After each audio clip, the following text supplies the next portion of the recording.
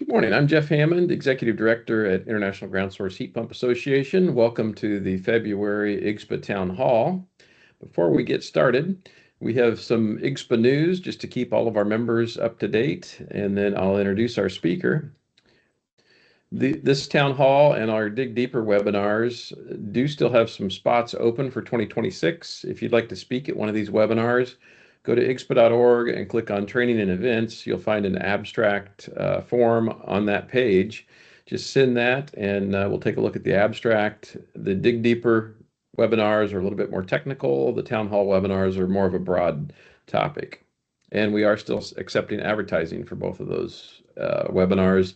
They are recorded, so it's a great way to get your name out there, that your advertisement stays on the recording.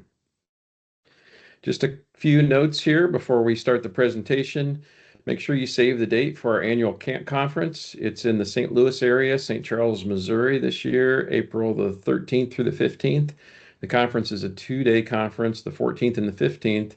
We have a golf outing on the 13th if you're interested, and a welcome reception is the evening of Monday the 13th. So you'll find all that information at IGSHPA.org. You can register now, reserve your hotel, and so forth. We certainly could not do the conference without our sponsors. We really appreciate all of our sponsors this year, and we have some spaces still left.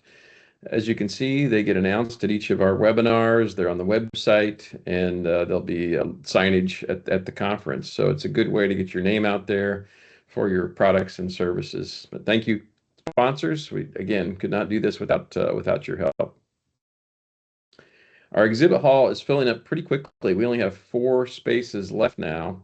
All the tables are called for, and you can see here from the map, we have just a handful of 10 by 10 booths left. So if you'd like to exhibit, you'll want to make sure and get your name in pretty quickly before the exhibit hall fills up.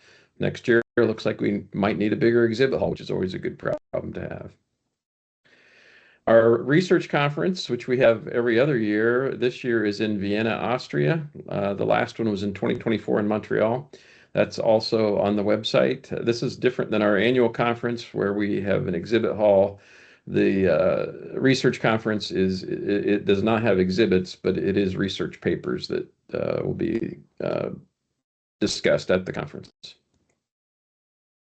We certainly could use your help with our database. The more projects that we have, the better it is for the industry, so that we have, by type, by state or province, by country, and it just helps with awareness of the technology. So if you have projects, especially the ones that are really notable, it would be great to have those on the website, but all of them are welcome for sure.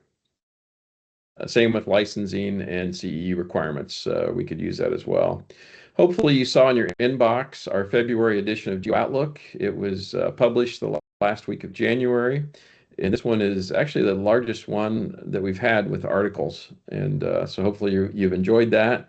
We are accepting articles and advertisements for the next edition, which will be in August. And it is a new format. Hopefully you like the new format. It's more of a magazine format than an ebook. We had some feedback from members that they wanted a different format, so we made that change last year. If you'd like to get CEUs for your certification renewals, just simply add your name and email in the chat or the Q&A, and we'll record those in your record in the IGSHPA database. And also, you can now watch these recordings and still get CEUs. So if you're watching this as a recording, you'll want to make sure and use this webinar code when you submit that request to our member services. If you're live and watching this right now, you do not need this code. Just put your name and email address in the chat or Q&A. But if you're watching this as a recording, you will need this webinar code. Just a little housekeeping. When our speaker starts, he'll be going through his presentation, and just for the sake of time, if you could put your questions in chat or Q&A, then I'll read those at the end of his presentation. And if we don't get to all the questions, we'll do our best as we can to get back to you. As I mentioned, this session is recorded, so you can watch it later on. It usually takes a couple of days to get that up on the website. A little bit more on housekeeping. Some security settings do make it difficult to use the chat. So you might see a window that looks like this on the right. You may have to click OK. If you can't use chat, you should be able to use Q&A. Worst case scenario, if you can't use either one, raise your hand and I'll unmute your mic and you can ask that question. But in most cases, people have been able to use either the chat or the Q&A for these webinars. And lastly, before I turn this over, we do need to go through this disclaimer and potential conflict of interest. The upcoming presentation represents the opinion of the presenter and does not represent any official position, opinion, or endorsement of any products or services by IGSHPA or its members. IGSHPA town halls and Dig Deeper webinars are for member updates and education on the latest information in the geothermal heat pump industry and are not meant to endorse one technology or brand over another. It's the presenter's responsibility to disclose any conflict of interest or position that may arise in the content of the webinar.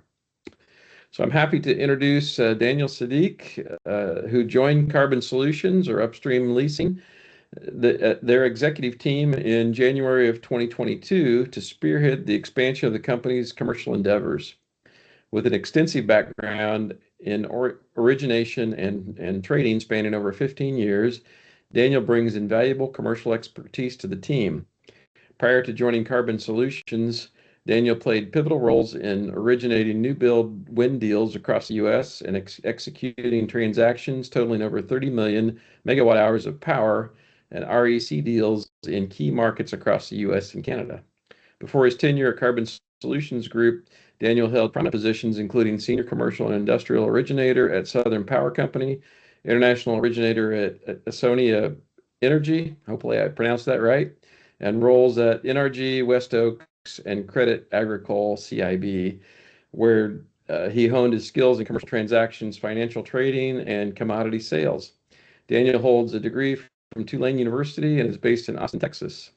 With Carbon Solutions Group's expansion into geothermal technology in 2024, Daniel is enthusiastic about leveraging the company's prior success in residential solar aggregation to further scale presence in this innovative sector.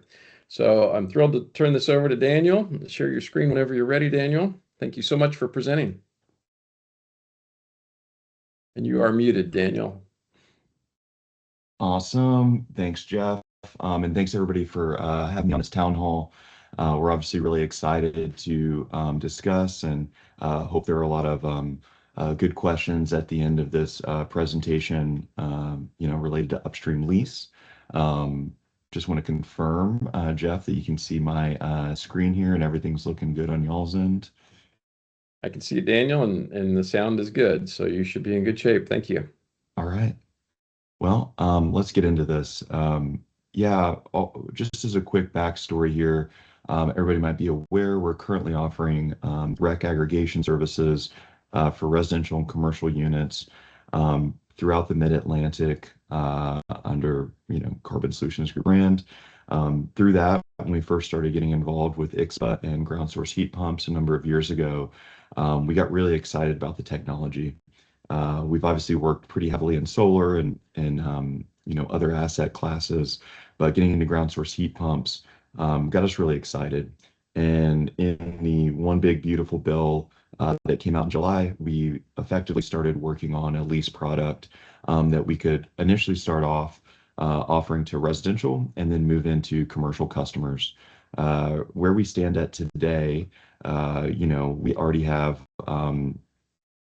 one, completed a lot of the software upgrades and things needed to support that. And two, we have pretty much a full stack system ready to go. So really excited to kind of share where we're at with this product and hopefully some next steps, and hope there's some folks on the line that one, have some questions, or two, want to hopefully work or partner with us as we kind of go forward. So I guess first thing here, one, the Upstream lease is really us offering a lease product to residential and commercial owners. The way it typically works and what we've done to date, we have partnered with drillers, and we have a list of pre-approved drillers, and then we subsequently contract with qualified install partners. We've done a limited launch with a handful of some really great folks to get this off the ground, and we've had a reasonable amount of success. As of today, we are working with Water Furnace and Intertech Products. We are, hoping to expand that suite, and we'll kind of get into some of the dynamics about that as we get into the presentation. One, just to give a quick update on this, there was some news that came out a couple months back. We did launch a partnership with Dandelion Energy. That is an exclusive relationship with Upstream Lease and Carbon Solutions Group, where we are partnered on production home building. Be excited. I think there will be some announcements coming up over the next month of some relatively material production homes that will be incorporating ground source heat pumps. So everybody stay tuned, or if y'all are on LinkedIn or anything, I'm sure it'll be out there. And Dandelion does a really great job of press around these. So really excited to have the partnership with Dandelion. They've been great partners, and definitely great in promoting the Upstream lease for those homes. One thing too that we've been working on, our initial launch for the Upstream Lease product has been in Maryland and Virginia.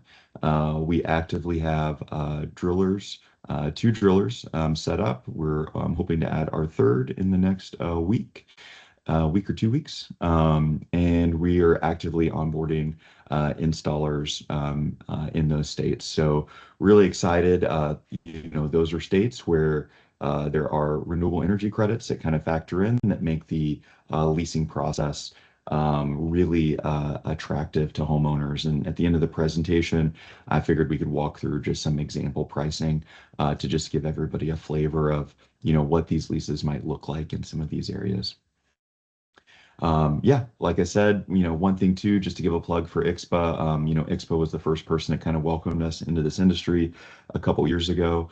So in all our agreements with installers and drillers, following IGSHPA best practices is a big deal for us. It definitely helps on the quality assurance aspect of everything, and lets us know as the ultimate owner of these systems that we're getting not only equipment but installs and loops and drilling techniques and everything that are state of the art and are as advertised. So just wanted to give a plug for IGSHPA, and for everybody at IGSHPA, wanted y'all to know too that that is a core component of our offering, as that people are adhering to the guidelines. One thing I would say too, at the end of this presentation, I'll kind of have this sprinkled throughout, but if anybody is interested in working with us, partnering, or learning more, please feel free to reach out on www.upstreamlease.com, or you can email info@upstreamlease.com for any questions. We'd love to set up a meeting with everyone and discuss where we're currently at and timeline to launch. Our current coverage for where we'll be rolling out this product, right now we're mainly in Maryland and Virginia. We will have Pennsylvania coming up, West Virginia, parts of Kentucky. So all of these areas that are shaded here are areas that we'll be pushing into over the next couple months, where we're looking to onboard quality drillers and installers. So again, please reach out to us if you're in these areas and would like to discuss the Upstream lease and how you could potentially offer that to your customers. One area too that I know is really exciting, not just for the small shaded part in Illinois here, but we are looking to expand starting in July and offering the Upstream lease to all of Illinois. Just as background, Carbon Solutions Group was founded in Illinois. We serve tens of thousands of solar customers there from a REC perspective, and we're really excited to offer the Upstream lease to residential and commercial units throughout the state. So we will have that launch where we're looking to partner with drillers and installers starting in Q3 in July of this year. As some people may or may not be aware, there will be RECs that will start qualifying and be available. It looks like in 2028. I'll have to check with our policy team, but I believe it's summer of 28. One thing that we wanted to do, even though we won't be able to gain any rec value or anything like that until 28. We did want to enter into the market and establish relationships and have a product offering even prior to that. Illinois is where we started our business. We know a lot of folks on the call are in Illinois and have operations there. So we wanted to be a good steward and make that a priority to our product offering there. There are also some material rebates from utilities and co-ops in the area that we think can make leases very attractive. So if you're in Illinois, please reach out, or hopefully we'll be reaching out to you, and we'll also be at GAOI coming up. So again, info at upstreamlease.com. If you're in Illinois, we would absolutely love to hear from you. Okay. One thing that I'd like to go through real quick here, when people are thinking about a lease and conceptualizing it, just to get into kind of the meat and potatoes of this, everybody is very familiar, I'm assuming, with the traditional cash sale. During a cash sale, you know, you have the full cost of the system and the installation is paid up front. As everybody, I'm assuming, might be aware, the 25D tax credit for residential expired at the end of 12/31/2025. So now for cash and financing sales, the tax credit is not available. This chart kind of illustrates kind of the difference between the two. So I think everybody's probably pretty familiar with cash, but I'd love to go through some of the upstream lease items here. One, in states like Maryland, we are offering basically a no money down option. In other states, we are looking for a 10% prepayment of rent or prepayment of the lease upfront. The way we have it structured now, we can offer monthly or quarterly payments. So, you know, we're actively, executing on those, and we have a really slick process in our software where, you know, it's automated through a software company called Stripe and all that good stuff.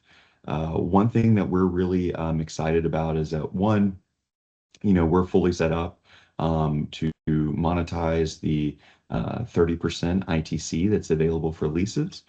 We are also proud to state that we do have a 10% domestic content that we are offering for all Intertech units. And we are working with another OEM to hopefully offer that on their equipment as well. But that is a TBD on the timeline. So as of now, we do have the 30% for the traditional ITC and an additional 10% for Intertech equipment. For other manufacturers, we are offering the 30% now until we are able to go in and receive domestic content opinions and all the paperwork and things that go with that. One kind of key difference in the lease is that obviously Upstream owns the lease. We're offering 20-year terms right now for these, but can do 15 and 18 as well to customize them for an individual customer's needs. All of our systems come standard with the OEM warranty.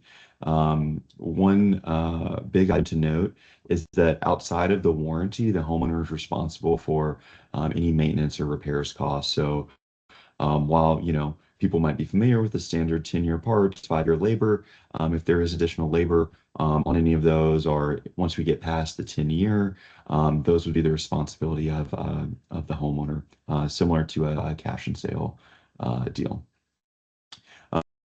We'll kind of go through this next topic probably at the end when I get a calculator, could kind of demonstrate it with the actual monetary value. But big things to notice in a lease, you are in the lease for a fixed period of time. There are predetermined buyout dates. This comes down to federal ITC law.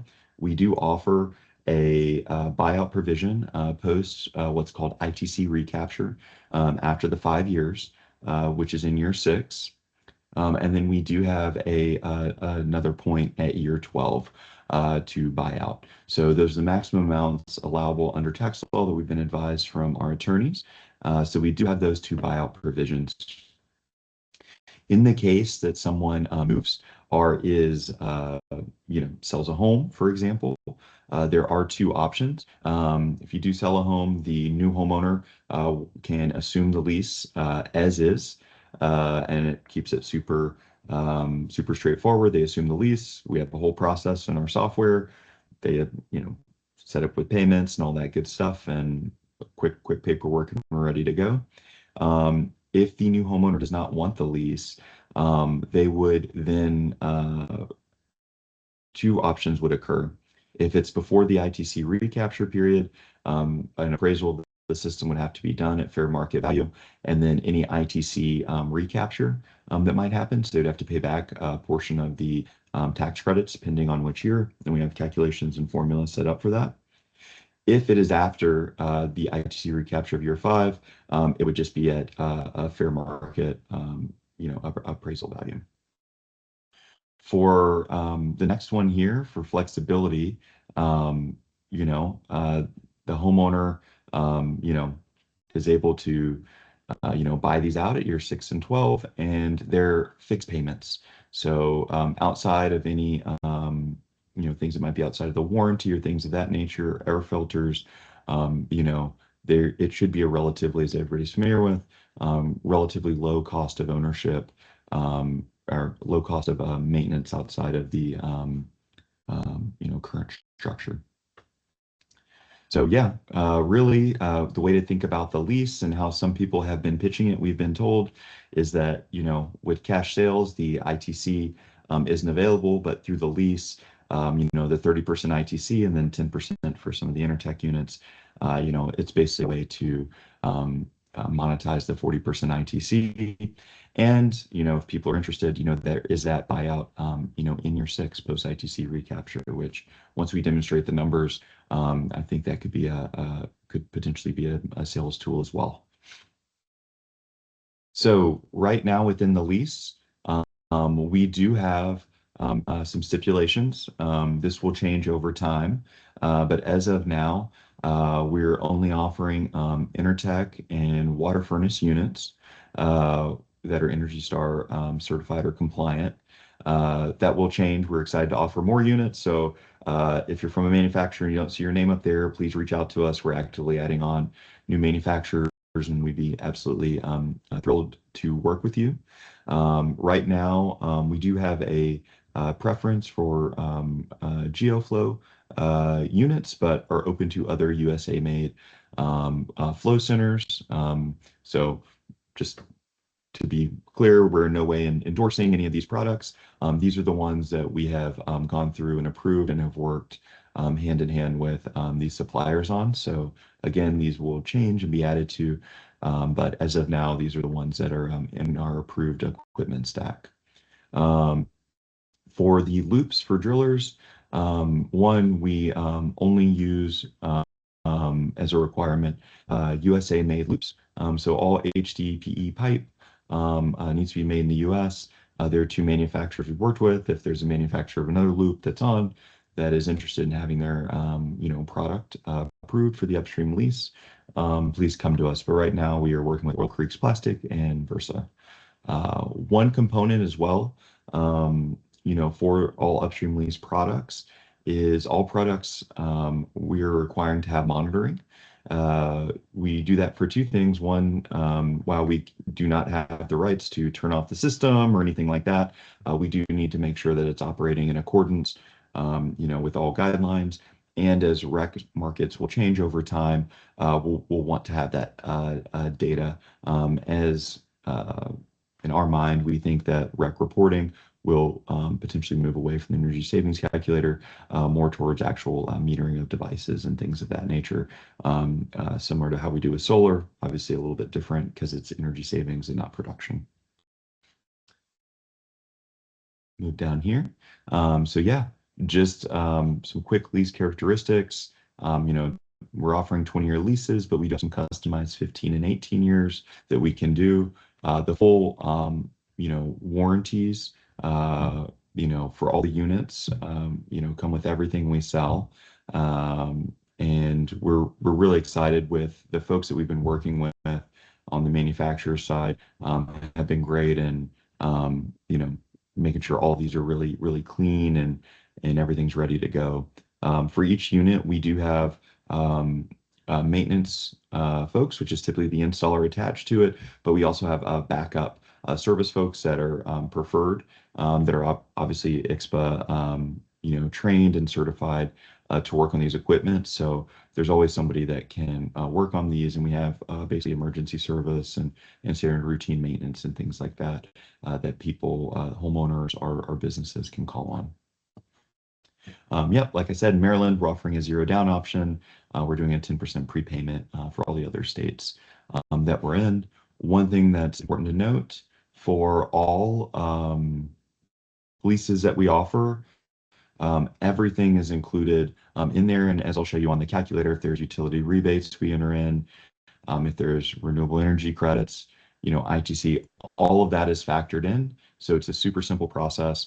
When you're at point of sale or at the person's house or preparing a quote, it's very simple to, through our software, generate a proposal. Just to give a quick example of how we've structured this, we have pre-approved drillers that we're able to work with that and pre-approved installers. So installers can basically go in when they're selecting a job in their geographic region. They have a drop down in the software, and they're able to select and grab quotes from whichever driller they want to work with. So we do have a pre-driller certification that is really important to us to make sure the loops are done correctly and installed with all the IGSHPA standards that we're expecting. One thing to note as well, the driller is paid directly by Upstream lease. So we have contracts with drillers. The quotes will be generated by the driller. The installer will approve them, and then they are subsequently paid in accordance with our agreement with the driller. Same with all the equipment orders. Nothing will change. This was a big question that came up, and we kind of went through and worked with the manufacturers on how this would work, but effectively everything is ordered during the standard process. Installer will go in and order the equipment from the manufacturer. They'll then subsequently in our system notify us they've ordered it, submit the invoice and their payment to the manufacturer, and we'll subsequently turn around and pay the installer. The main point is to ensure that there are hopefully one, takes off some of the financial burden from the installer from fronting payments for drilling and equipment and things of that. So we're actively trying to alleviate some of those. In no way, shape, or form will the ordering process interfere with the current status, co-op marketing budget, or anything that an installer may have with an OEM. So I want to make sure that's very clear. Anything that is currently happening with your manufacturer of the heat pump, that process does not change. We're just stepping in to compensate the installer very, very quickly for these units. There's a whole QA process in our software where we have it tiered out for the payments and to make it really slick. Some of it's tied to pressure testing of the loop, some of it's tied to monitoring, some of it's tied to pictures of the actual install and things of that nature and warranty registration. But everything is in there in software. We did a demo this morning and folks were using it, so it's things are hopefully pretty slick for everybody. On the software piece, we have it broken down into a couple of different areas. One, we have what we call the proposal tool. We don't have a name that's super sexy or anything for it yet, but maybe we will. If anybody has any ideas for it, please let us know. But on www.upstreamlease.com, you'll see a partner login button at the top right. That's for approved installers. Once they're set up and we have contracts, you're able to go in and generate proposals in there. From there, once you generate a proposal, you're able to mark it as active and actually move it over into another platform. From that platform, you're able to open up all the system specifics and actually hit a button that says send a contract, and it'll send the contract basically instantaneous to the customer, our homeowner or business owner. From there, the triggered flow is they run a soft pull on the credit check. Then they'll see our DocuSign, which is like the full lease agreement, any disclosures that are required by the state, all of those items that are needed, and then they'll be able to sign up for automated billing through Stripe. And then they'll have a portal that they can track the process of the whole system as it goes. So those are from the customer standpoint. You have the proposal tool and customer facing portal, which is really great. And then that's pretty much all the customer will see. If there's any updated to pricing, for example, you get into a project and a couple weeks later they're like, hey, we need some steel casing on this. The price updates. There's subsequent provisions in the lease that will trigger that would subsequently update the lease price and something the customer signs. That's all handled by Upstream, and it's a super quick and easy process. Like I said, we do have a QA portal where the driller will be updating pressure test, photo evidence, things of that nature for payment. And we have the same for the installer as well. One feature too, we obviously had our portal built out for renewable energy credit generation. In our portal, nothing else needs to be updated from the installer like it does now. All of those forms are already updated, and we handle all of that. So you might get to escape from doing a lot of the rec portion and stuff that you're doing now if you're in Maryland and Virginia and some of those places. That'll all be handled by our team and as president. So we are definitely built for the replacement and retrofit market on the residential side. And we are built to do this at scale. As everybody knows, we've done tens of thousands of deals in the solar world. We are really excited to hopefully do thousands of these in the residential replacement and retrofit market, and hopefully on the production home line with Dandelion. We're excited to do those for big production home build outs. And again, I'll just give a plug. There will be some news coming out that we're really excited about some big housing developments coming up in Maryland and another state. All right. I think now, before we go to the next phase, I wanted to hopefully, I'm sure this is kind of burning at the top of everybody's mind. It's what does the payments look like to customers? I'm sure that is, probably why everybody showed up to this call. So let me pull this up here on a new screen. And this is the one called like I said, people, if anybody has any names, please email us or message us. But this is just the partner login on the upstreamlease.com website. This is actually a live dashboard. I have this listed right here as a IGSHPA Town Hall Test Project MD. This is an example project in Baltimore, Maryland. Just put in that's a 3,500 square foot home, residential, new construction, natural gas is the baseline heating. We have a 5-ton system. I think this installer is very aggressive. They're going to do the loop and the install in less than a week. So first time for everything. Here is the system CapEx at 45,000. I'm putting in here that it's just an Energy Star certified system. We also put in the customer wants to do a 10% basically prepayment, $45,000. We have the ITC of 30%. We have domestic content of 10%.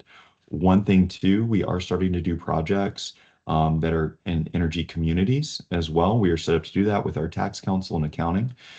So some projects, we do have a number of projects that are qualifying for 50% ITC. So let's see what that comes out to. Right now for this system, for a $45,000 system that has the 30% ITC, 10% domestic content, and qualifies for the residential RECs in Maryland, it would be $94 a month for 20 years. And then they will have an approximate buyout of $7,177 in year 6. So they wanted to wait until year 12, and they're like, hey, we kind of like this $94 a month, like we don't want to spend the seven. They'll have another opportunity to buy out the system at year 12, and then go from there. Just to be clear, all of these numbers are one, subject to fair market value calculations and appraisals as provided by tax guidance, and these are to be used as estimates when we get into it. So yeah, this is a general, quote of what it looks like. We're really excited. From that quote, I'd like to share one more screen with y'all just to let you know what we have here. From there, you're able to save that quote. Hopefully everybody can see my screen. You're able to save that quote, and it actually populates into a one-pager that can be printed out or shared, or if you have an iPad when you go at point of sale, you're able to share it. It basically has your quote ID, which we log, who generated it, the annual payment amounts. Oh, by the way, these amounts do not include any applicable sales tax. So just because it's being recorded, wanted to put an asterisk by that and the fair market value calculation. But this is generally what this quote would look like. So I think from our perspective, that's kind of the best case scenario. Obviously, renewable energy credits in places like Maryland are highly incentivized. We are hoping that in places like Virginia and Illinois, they adopt similar uh, uh, programs and are able to uh, advance the leasing model, because it's really pretty exciting that something's able to move forward um, at such a low lease rate.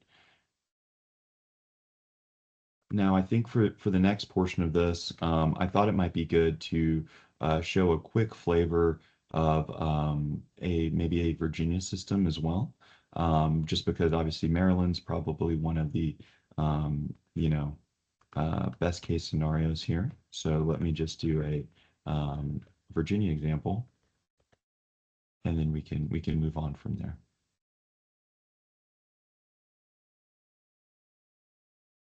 So for a Virginia example, where, and this might change with some rec markets, for a $45,000 system cost, effectively the same as the one we did for Maryland, it's about $283 um, per um, system. So a month. So the RECs obviously have a big play on what they can be worth. Obviously, the Maryland REC market is multiples times higher what we expect the Virginia one to be is. There is some legislation coming up right now in Virginia that we expect could change that. So we are expecting those prices to hopefully, or options for lease payments to come down. But I think at this point, I'm sure there's a lot of questions, and I'm kind of a fast talker, even though I'm from Texas. So if there are any questions, please let me know. And we're, like I said, really excited to potentially work with everyone. Again, info@upstreamlease.com. We also have some web forms at www.upstreamlease.com. And we're really excited to launch this. We do have a pipeline already of a couple hundred homes that we are working on, and are really excited to roll this product out to more residential homeowners, as well as commercial entities.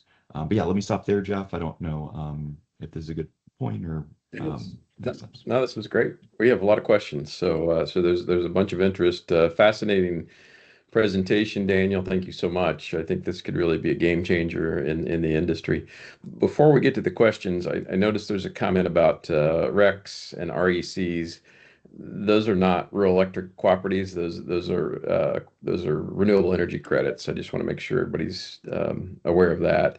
I think there was RECs mentioned in there, but they are renewable energy credits. That's right, isn't it, Daniel? That's right. Yes. So REC is just a renewable energy credit.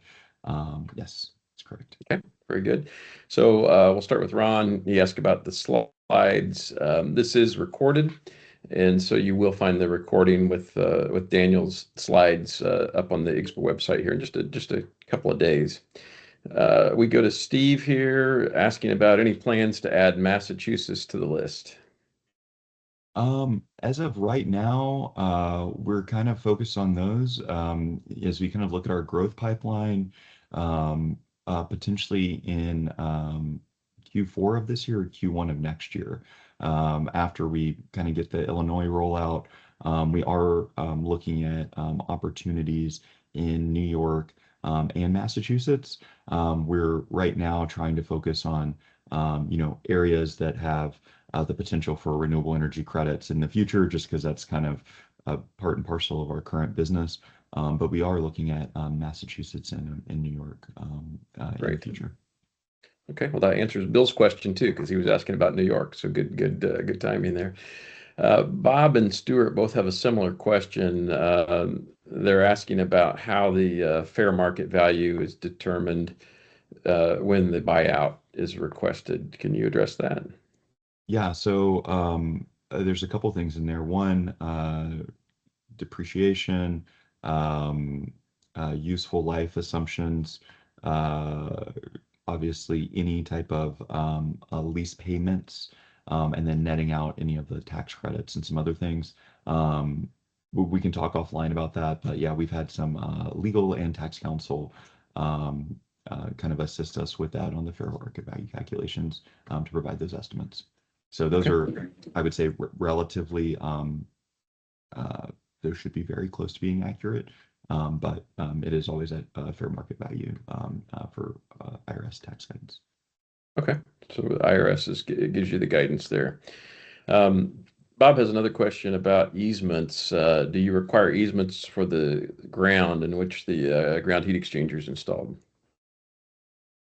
So as of right now, in the areas that we've operated, any permitting or local laws is really the breadth of what we require. I would actually love to connect with you offline to know if we're missing something or if there's some best practices there that we can incorporate in. We want to make sure if there are any setbacks or anything like that that we need to be aware of. We're kind of the rec and financing nerds.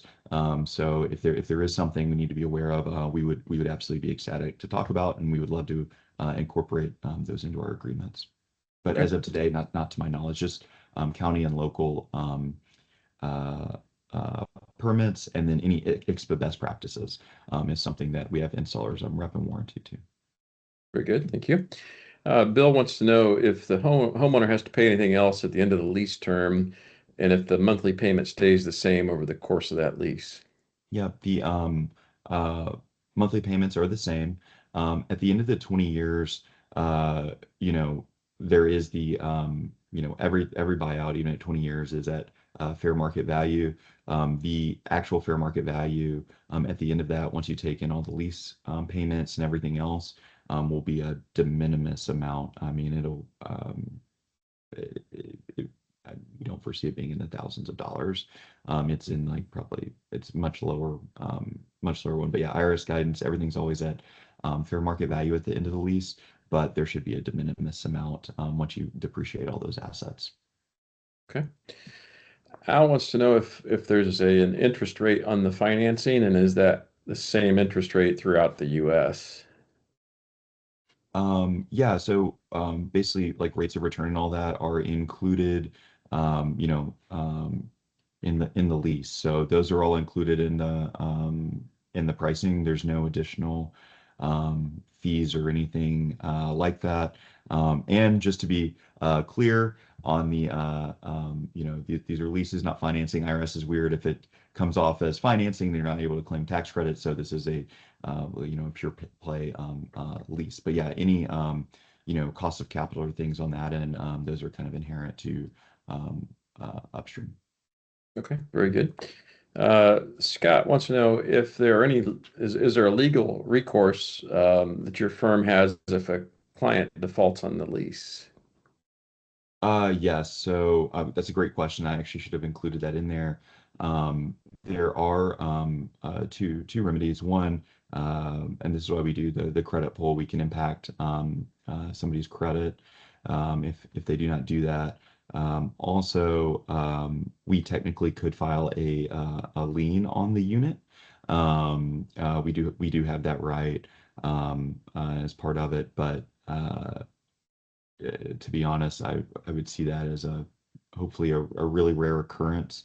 If somebody defaults, and hopefully the payments are low enough, and that's why we want to have auto payments and all that good stuff, so we don't have to go that route. But yeah, that would be the probably worst case scenario, is somebody defaulting on this. Okay. Good questions. You can tell there's a lot of interest here. John wants to know, if the home is sold, does the owner have an opt-out option, or do you remove the equipment and loop? If not, does this inhibit the ability to sell the home? Yeah, great question. So there's two options. If a home is sold, one, it can be assumed by the new lease owner. R2, they do have the option at that time to buy it out at fair market value. We'd contact a third party. They would do that. If it's within year 5, it's it's going to look rough because there's the ITC value that they'll owe back to.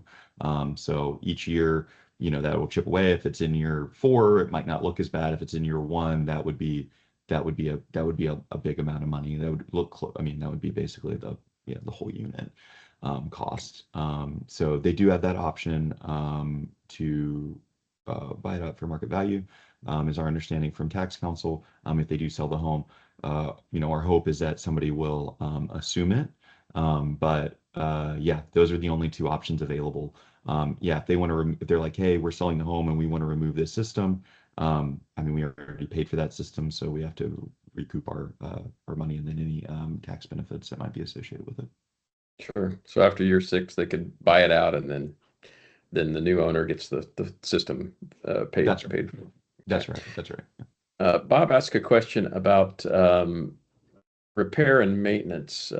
He says here that it's difficult to write an equipment lease that requires the lessee to assume responsibility for maintenance and repair, because the IRS rules require that the lessor must bear the genuine economic risks of ownership. How have you avoided that issue in your leases? This is specific to equipment leases, not real estate leases. Yeah.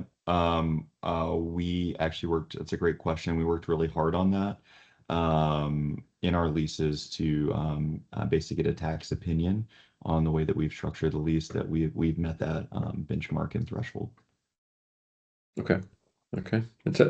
These are great questions. I'm Yeah. glad to see that there's so much interest here. Rick has a question about loop contractors and the projects. Can this program be used for a geo to geo switch out, not utilizing loop contractors? In other words, you're just replacing the heat pump. And can it be used to upgrade from an open loop or well water system to a closed loop system? Yep. Awesome. Fantastic questions. One, we have received tax counsel that no, it has to be a new loop and heat pump. IRS looks at the whole equipment, is our understanding now. If anybody's heard different, we can always talk to another lawyer. But as of now, it is for the full system.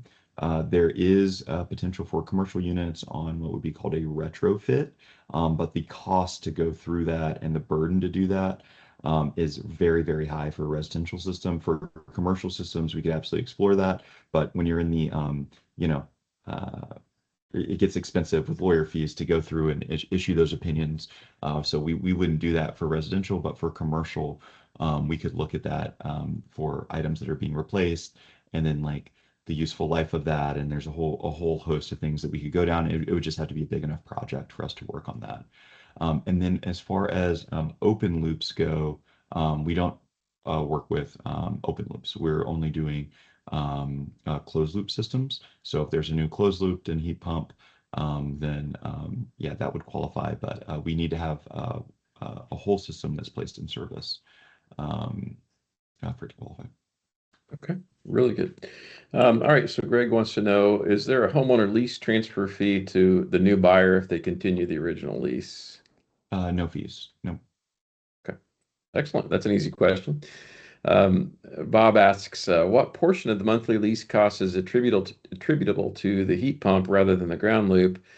If it was possible to get tax credits for ground-only leases, would that help with the monthly cost? Um, on our end, we're only offering the lease for the full loop and heat pump. You can look at the lease for what's attributable to it. The tax credits are applied uniformly. So, if drilling in an area is 15 grand and the heat pumps 12, and then, flow center and install is another 10. It would just be that pro rata share even throughout it because the tax credits are applied uniformly. So it's yeah, it would be equivalent to the actual component cost. Okay, excellent. Rick asks the question, you mentioned a couple of states being added to your program. Are there any others being considered during 2026 besides New York and Massachusetts? Illinois is the one that's kind of like uh, really exciting for us, just because we, kind of, I won't say grew up in Illinois, but we do have, I'll share this map just very, very quickly here.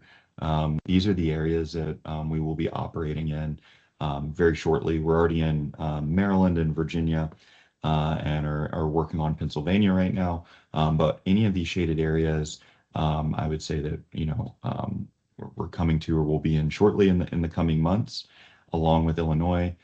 We are looking at some other states as well, like South Carolina.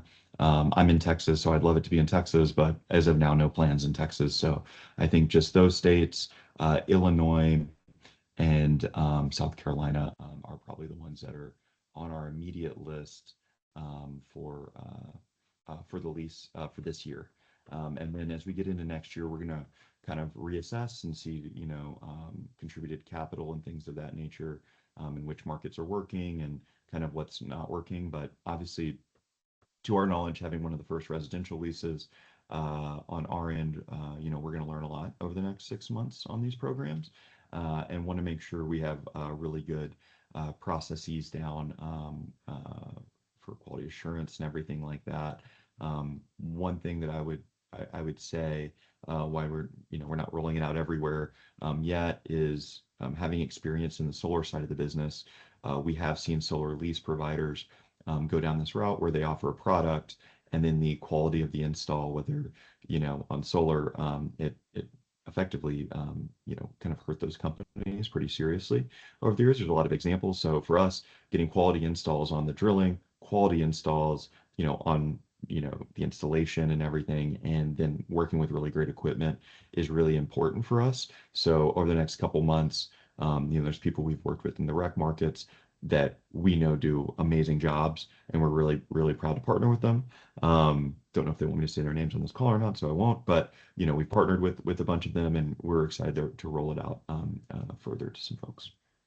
Quality is really important, and I think that makes a lot of sense. We have a couple more questions here. Jason asks, any thoughts on offering your ITC tracking/management platform to outside project developers? That's something that we could look at. We've spent a lot on the software, obviously legal opinions, accounting, all of that. So that's something that we could look at for potential partnerships on some areas, or something like that. But we're open to discussing. We just have to think, Upstream's role, in that process. Okay, excellent. And one more question we have here, just about out of time, so this is good timing. Jack asks, when you're working on developments, are you billing through the homeowners association or individually to those owners? That's a great question. That will be state and county dependent. We are set up to, we would absolutely love to build through HOAs in areas where it's possible. There is one state that we're doing some projects in, and one county where we weren't actually able to build through the HOA. It was deemed illegal. We had to get a local attorney and try to go through and all of that. And we were not able to do that. That is available in some states. that would absolutely be our preference to build through the HOA if possible. But as of now, um, we're set up to build directly with customers. We basically send payments in the solar side of the business, receive payments from 60,000 customers, 50, 60,000 customers, something like that. So we do have a whole payment tracking. This isn't our first rodeo on sending and receiving payments. So we're definitely set up for that. We would definitely have a preference if we could do HOAs. And obviously with commercial businesses, it makes it a lot easier dealing with one entity. So. Sure. Okay. And we had one more question just pop in from Brian. He wants to know about lease prices in states like Pennsylvania where they don't have any renewable energy credits, any RECs in those Yeah. states. I think kind of going back to a similar example as the Virginia one. A lot of those come out around a couple $100 a month. I think it's around $300 a month for a 5-ton, $45,000 system. So about $3,600 a year roughly, but we can definitely connect offline and we're set up with a calculator so we can run any examples you want. We got a whole team that can, do anything under the sun, and we can add in, utility rebates and all sorts of things to it as well. Okay, very good. All right, perfect timing. We have about 2 minutes left. Any final thoughts, Daniel? Thank you so much for presenting today. Yeah, one, I'll just do another quick shameless plug. Any questions you have, Upstream, www.upstreamlease.com, info@upstreamlease.com. And you probably know some folks on my team like Kelsey and Dylan and Dave Higgins. He used to work at Water Furnace actually. Any of our folks, please feel free to reach out. We're really excited to be sponsoring at IGSHPA in St. Charles. So hope to see a bunch of the folks there and answer any questions in person. Two, please set up some time with us and Jeff and company, everybody at IGSHPA. Thank you so much for having us on here. We really appreciate all the education, and I actually might be signing up for one of your classes on drilling and installation techniques just because of interest. So we've had some folks on our side that are kind of interested in it. Oh, very cool. All right. Well, thanks again, Daniel, and thanks everyone who joined us today. This recording will be online in the next couple of days, and if we can be of any help, let us know. Have a great rest of your week. Thanks, everyone. Thank you.